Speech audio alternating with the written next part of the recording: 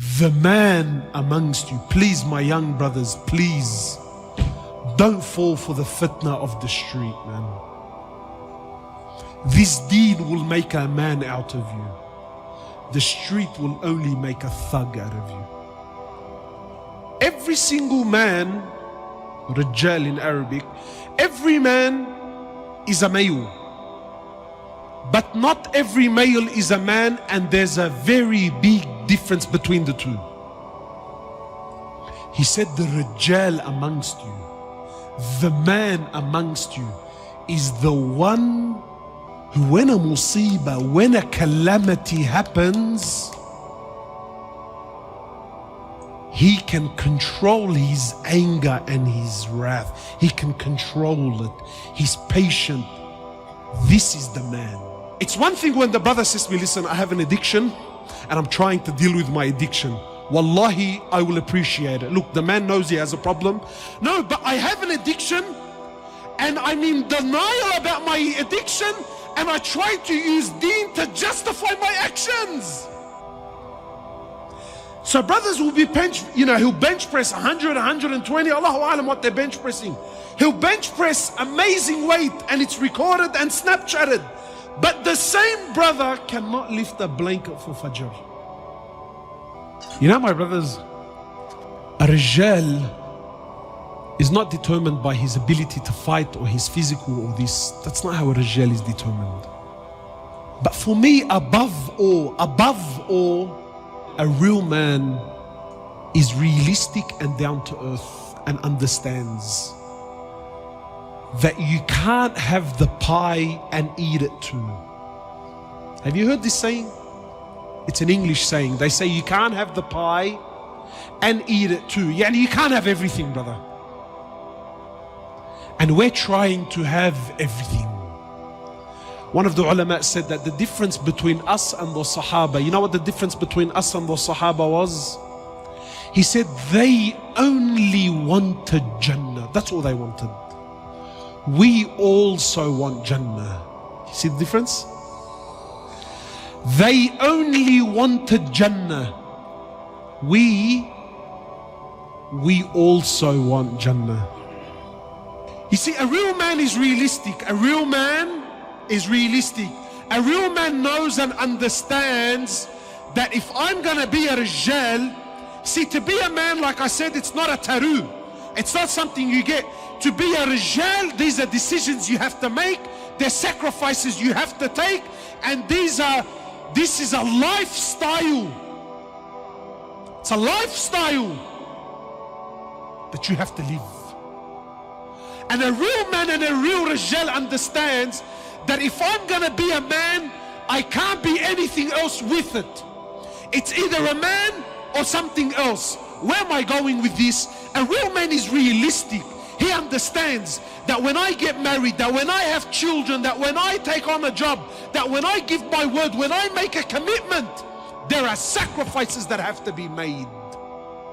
You see, today we're not men, we're boys. We're little boys that are stuck in big bodies. That's what we are, my brothers. Wallahi, forgive me. But if we're going to be honest here tonight, we are little boys that are stuck in big bodies. We like to think we're men. We like to think we're men. But when you go by the criteria of Allah and His Prophet, we're very far from it. And here's exactly what I'm saying about being realistic. We love the idea of being with a woman. Who doesn't like the idea? We love women, but no one loves to be married. The commitments of being married, the sacrifices of being married, the challenges and the difficulties of being married is something a real man, a regjal, knows and understands. But we don't. We're boys. We love women, but no one wants to be married. And understands that in marriage, it's not all rainbows and lollipops. It's difficulties. Yeah, there's good times, no doubt. But there's hardship. And that's why it's half your deen. It's half your faith. We love kids. But no one wants to be a father. Your ability to have children doesn't make you a man. Your ability to raise those children, your ability to father those children, that's what makes you a man, bro. We love money, but no one wants to work, bro. That's why drug dealing and being a runner is so appealing to the young boy. Everyone loves Allah, but no one wants deen. Brother, how can you love Allah but not have deen? No. So now there's this sick culture. Have you noticed this culture? Brother, you don't know what's in my heart. My iman is in my heart, brother. My relationship with Allah is in my heart. So now this idea of the heart, it's very poisonous. Why? Because it comes through. Brother, do you know what's in the hearts? No, I don't know what's in the heart. But really he's hiding his hypocrisy with this.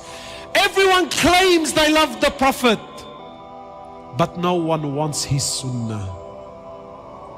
We love Jannah, but no one wants to die. Tell me, my brothers, is this the quality of a man? No, it's not the quality of a man. A man is realistic. A man is realistic. A man is honorable. You know what this ummah is suffering from, my brothers? Trust me, it's not knowledge. The alam is ocean, books, apps. Wallahi, jump on YouTube. Knowledge is there, it's abundant. What is this ummah suffering from more than anything? The biggest disease, the biggest sickness of the Muslims, the biggest calamity in the ummah. Do you know what it really is? There's no men. And you know who suffers the most when there's no men? Women and children. When there's no regjal, who suffers? You know, in English they say, when the cat's away, guess who come to play? When there's no regjal, when there's no men, when the cat's away, who comes to play? The rats and the mice. No men, rats and mice. Look at our societies. When man comes together, the world comes together. But qasam by Allah, as long as man is destroyed, this world will always be destroyed. We need to restore men. This ummah is suffering from a lack of men, my brothers. Ask yourself tonight, are you a regjal or are you a dhakar? Are you a man or are you a male? We ask Allah subhanahu wa ta'ala to make us men. Men whom He's pleased with. Men whom revive this ummah.